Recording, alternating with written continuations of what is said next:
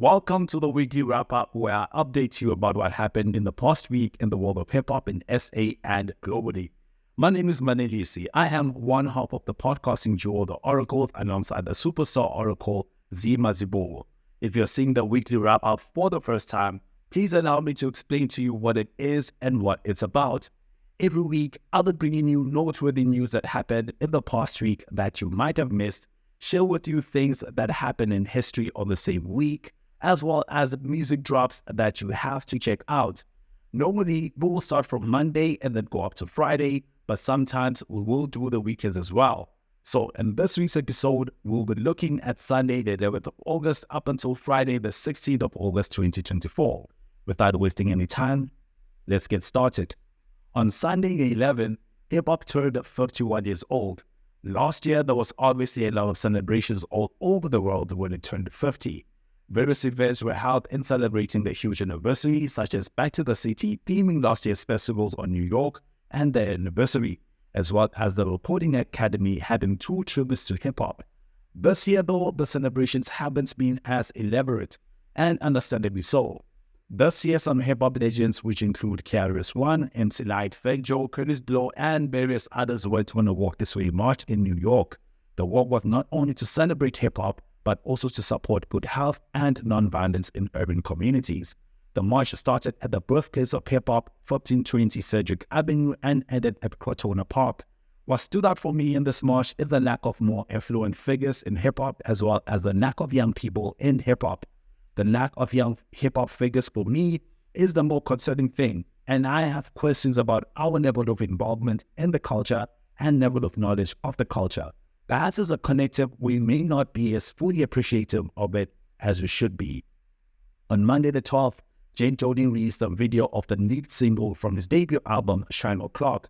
The Matrix-inspired song and video, Red and Blue, which Jody has titled as a music film, is directed by Aziz Zaza and co-starred by 25K, and has appearances from Black Liz, AV Rain Candy, Kid Cadence, Slim Dumpy, and Saeed.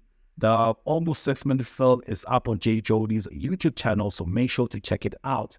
It is a really dope concept that catches the theme of the song, which I believe is choices. Instead of choosing between one of 2 options, there is sometimes a third option.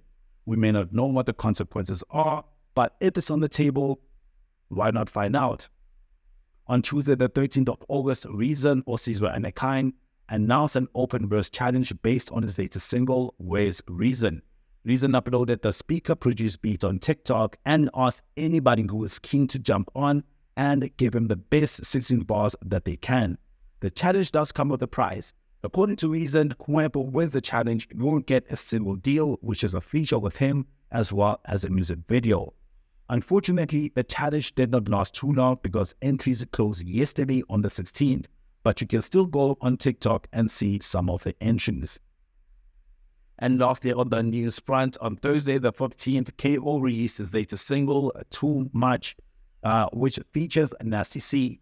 Interestingly, KO had initially wanted NT to be on the track. I don't know what the reason is for NT not being on the track, but KO then went to Nasty C, who, as expected, killed it. The 4-minute track was obviously received with great fanfare. However, the following day after the release, controversy over the originality of the single arose. It appears that an artist by the name Booty and the Beast released a single with the same title, same beat, and same hook on the 30th of May this year, which is almost 3 months ago. KO responded to the issue when he was made aware of it. Here he is with some receipts. So, for those who don't know what's going on, yesterday a song called Too Much came out. Scan the World, my label, in partnership with UMG, shout out, featuring myself and the boy Junior, Nasty C, who did his thing, and obviously we're making noise.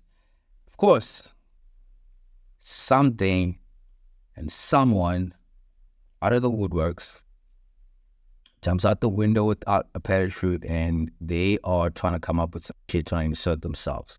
And I saw some narrative going on. So I'm like, okay, cool. Let's pull out some receipts real quick and put this baby to rest. So,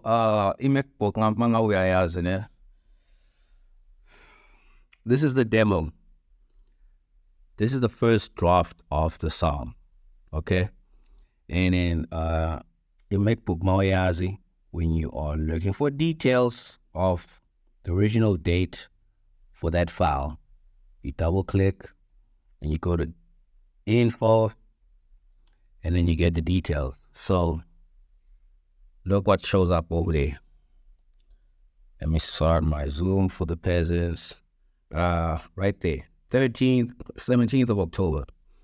15th of October, my birthday coming up soon.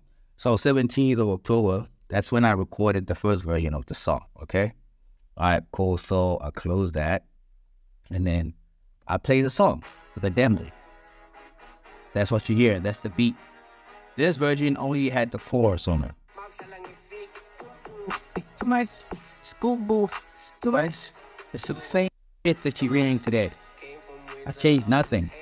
And then, obviously, this one didn't have the verse on it, right? But that was the first draft. Cool. I recorded that shit and I sent it to MT. You can ask him to send a screenshot, manfona, of the conversation between him and my guy, Utsulu, my manager. You know what I mean? All right, cool. So that was the one that didn't have a verse on it. And then I went back into the studio. I recorded my verse. So this is the one that had the verse on it. We're going to do the same thing. We're going to pull up the original date, the info.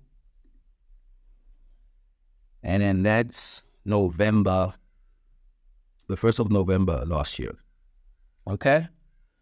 Not no fugazi. So get out your feelings. And then what's playing in there? What's playing in there?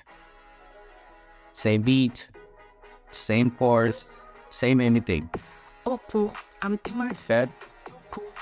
And then obviously we said the person. Ice white, Air Force Ones, skip buddy. This doesn't look good for KO though, because he went through a similar issue after releasing Sete. That is it for the news now. Let's get into this week in hip-hop history. On the 11th of August 1973, DJ Kool Herc held the Back to the School Jam, which was unintentionally the birth of hip-hop. Also on the 11th of August 1988, Senzo Biladazi, who we know as Kwesta, was born. On the 13th of August 2021, Black released the deluxe version of his debut album Before Now. On the 14th of August 1990, rap group N.W.A. released their EP 100 Miles and Running. On the 15th of August 1985, Ermias Joseph Askedom, best known as Nipsey Hussle, was born. And on the 16th of August 1981, Dunwodegane, best known as Story T, was born. And now to close it off, here is some new music that dropped this week. KO dropped his latest single, Too Much, along with a music video. Usmamane had previously promised us a project, but he apologized for it not coming as he promised, but instead released a single, Biggest Culture, along with a video. Big Sean and the Alchemist released their single, Together Forever. YoungstaCPT releases 33rd mixtape 31 years ahead of time. All these releases are available on most streaming platforms, so make sure to check them out. And that is all I wrote for this week. Thank you so much for watching. Please subscribe to the channel, hit the like button, and share this video with your family, friends, neighbors, and everyone else in between. Until next week, have a good one.